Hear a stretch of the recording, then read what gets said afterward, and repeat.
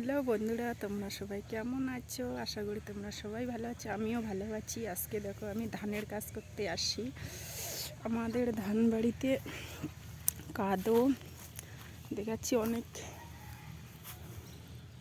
অনেক কষ্ট করে ধানগুলো কেটেছি। দেখো ধানগুলো কেটে ধান খেতে শুকোতে দিতে পারিনি। ওই যে একটা সবজি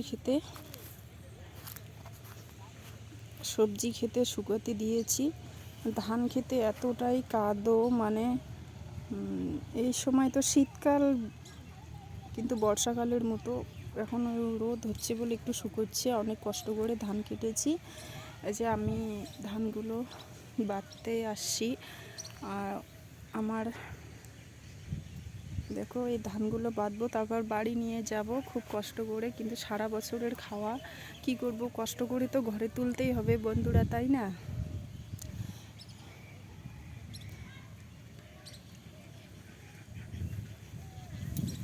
ঠিক আছে, আমি এখন ধান বাঁধি। তোমরা সবাই ভালো থেকো। Tata, bye. কেমন লাগলো আমার ভিডিও? লাইক, কমেন্ট, শেয়ার আর সাবস্ক্রাইব।